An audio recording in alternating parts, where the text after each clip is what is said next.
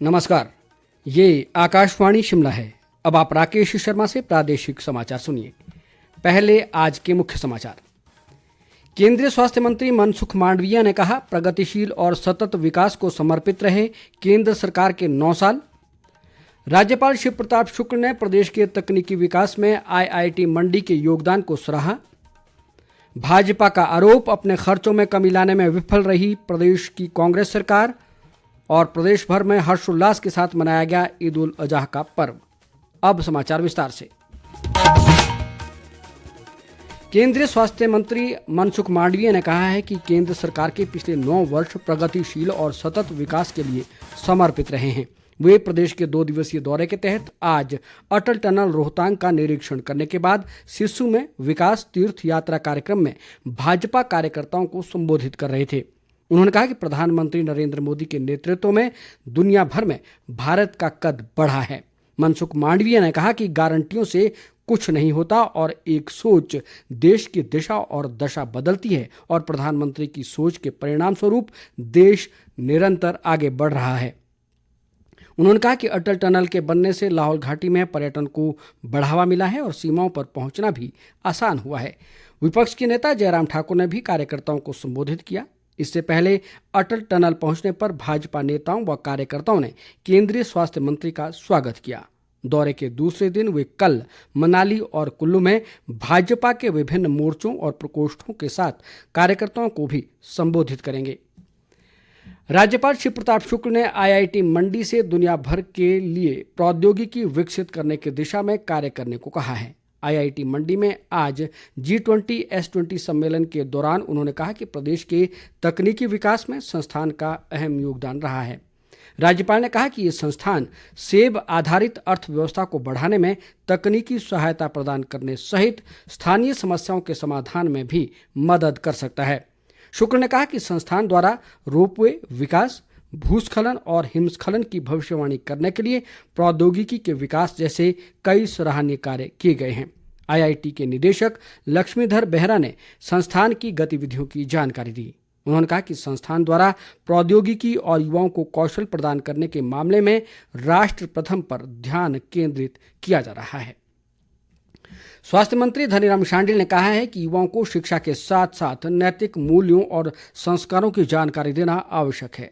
सोलन जिला के बद्दी स्थित एक निजी विश्वविद्यालय के दीक्षांत समारोह में उन्होंने कहा कि शिक्षा युवाओं को परिपक्व बनाकर उनके भविष्य का मार्ग प्रशस्त करती है। शांडिल ने कहा कि प्रदेश में विद्यालय स्तर पर बेहतर शिक्षा उपलब्ध करवाने के लिए सरकार सभी विधानसभा क्षेत्रों में Rajiv Gandhi day boarding school खोलने जा रही है और इसके लिए स्थान भी चिन्हित कर लिए गए हैं। शिमला शहर को ट्रैफिक जाम की समस्या से निजात दिलाने के उद्देश्य से लोक निर्माण मंत्री विक्रमादित्य सिंह ने आज शहर के सर्कुलर रोड का निरीक्षण किया।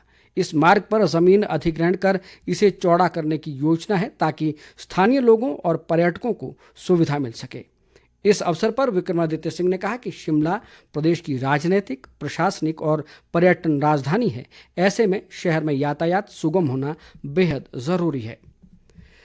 सिरमौर जिला के प्रवास के दौरान उद्योग मंत्री हर्षवर्धन चौहान ने आज कफोटा और शिलाई में जन समस्याएं सुनी। उन्होंने कहा कि राज्य सरकार जन समस्याओं के समाधान सहित लोगों को मूलभूत सुविधाएं उपलब्ध करवाने के लिए प्रयासरत है। हर्षवर्धन चौहान ने कहा कि प्रत्येक गांव में विकास की गति को तेज करना सरकार की प्राथमिकता है। शिक्षा मंत्री रोहित ठाकुर ने शिमला जिला के टिक्कर में आज जल शक्ति विभाग की 5 करोड़ रुपए की परियोजनाओं के उद्घाटन व शिलान्यास किए। एक जनसभा में उन्होंने कहा कि क्षेत्र का सर्वांगीण विकास करने के लिए अगले 5 वर्षों में विकास कार्यों को नई दिशा दी जाएगी।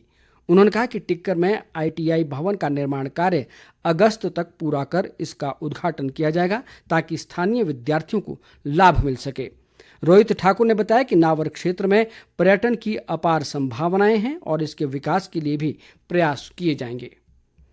बागवानी मंत्री जगत सिंह नेगी ने कहा है कि प्रदेश सरकार नई सोच, नई कार्यशैली और व्यवस्था परिवर्तन के संकल्प के साथ विकास के लिए प्रतिबद्ध है। किन्नौर जिला के आश्वरंग में आज जन सुनवाई के दौरान उन्होंने कहा कि सरकारी कार्य प्रणाली को पारदर्शी बनाने के लिए सरकार हर विभाग को डिजिटाइज कर रही है ताकि हर व्यक्ति का कार्य आसानी से हो सके। जगत सिंह नेगी ने लिप्पा में वैली ब्रिज सहित संपर्क मार्ग का भी लोकार्पण किया। भारतीय जनता पार्टी ने प्रदेश कांग्रेस सरकार पर शराब माफिया को संरक्षण देने का आरोप लगाया है। पार्टी के मुख्य प्रवक्ता व विधायक रणधीर शर्मा ने कहा कि प्रदेश में अनुचित तरीके से जगह जगह शराब के ठेके व अहाते खोले जा रहे हैं, जो सही नहीं है। उन्होंने इस दिशा में बनी पॉलिसी को सख्ती से लागू करवाने की सरकार से मांग की है।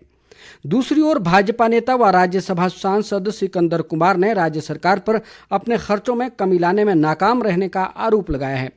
शिमला में आज शिमला ग्रामीण मंडल के संयुक्त मोर्चा सम्मेलन में उन्होंने कहा कि इससे स्पष्ट है कि सरकार वित्तीय प्रबंधन नहीं कर पा रही।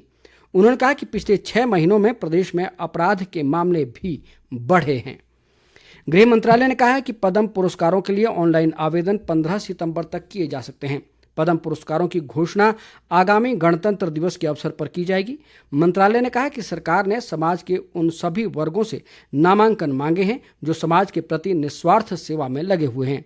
इन पुरस्कारों के लिए ऑनलाइन नामांकन इस वर्ष 1 मई से किया जा रहा है। पद्म पुरस्कारों के लिए नामांकन से संबंधित विवरण गृह मंत्रालय की वेबसाइट पर उपलब्ध है। शिमला जिला के मशोबरा खंड की छात्राओं की 3 दिवसीय खेलकूद प्रतियोगिता आज क्यारकोटी में संपन्न हुई। इस प्रतियोगिता में 26 स्कूलों की 300 से अधिक छात्राओं ने भाग लिया। समापन समारोह में ग्रामीण विकास मंत्री अनुरुद्ध सिंह ने विजेता टीमों को सम्मानित किया। उन्होंने कहा कि बच्चों के शारीरिक व मानसिक विकास के लिए खेल गतिविधियां बेहद जरूरी है। कुसुम्पटी क्षेत्र में विकास कार्यों की चर्चा करते हुए अनिरुद्ध सिंह ने कहा कि क्षेत्र में सड़कों को पक्का करने के लिए 10 करोड़ रुपए की राशि स्वीकृत की गई है। श्री अमरनाथ यात्रा 1 जुलाई से शुरू होने जा रही है। 62 दिन की ये यात्रा 31 अगस्त तक चलेगी। अमरनाथ यात्रा के लिए प्रशासन ने सभी तैयारियां पूरी कर ली हैं। श्री अमरनाथ श्राइन बोर्ड द्वारा श्रद्धालुओं के लिए हर संभव सुविधाएं उपलब्ध करवाने का प्रयास किया जा रहा है। यात्रा के दौरान ड्रोन और सीसीटीवी से प्रत्येक गतिविधि पर नजर रखी जाएगी।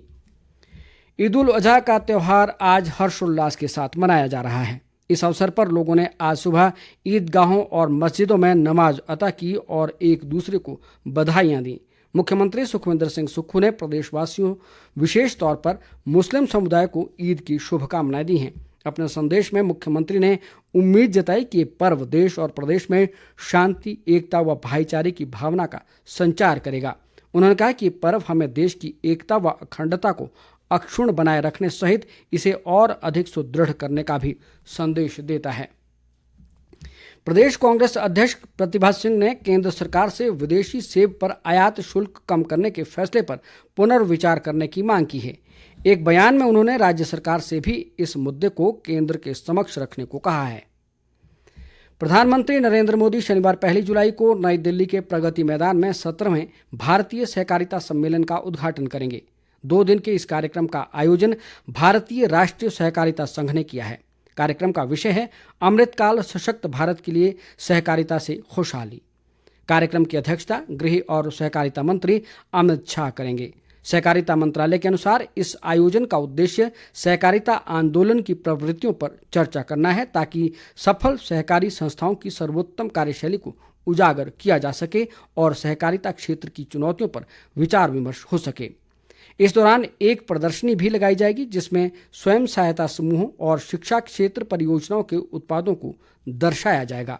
कार्यक्रम से देश भर के करीब 5 करोड़ सदस्य जुड़ेंगे। अंत में मुख्य समाचार एक बार फिर। केंद्रीय स्वास्थ्य मंत्री मनसुख मांडविया ने कहा, प्रगतिशील और सतत विकास को समर्पित रहे केंद्र सरकार के 9 साल। राज्यपाल शिव प्रताप शुक्ल ने प्रदेश के तकनीकी विकास में IIT मंडी के योगदान को सराहा। भाजपा का आरोप, अपने खर्चों में कमी लाने में विफल रही प्रदेश की कांग्रेस सरकार। और प्रदेश भर में हर्षोल्लास के साथ मनाया गया ईद उल अजहा का पर्व। इसके साथ ही समाचार बुलेटिन समाप्त हुआ। नमस्कार।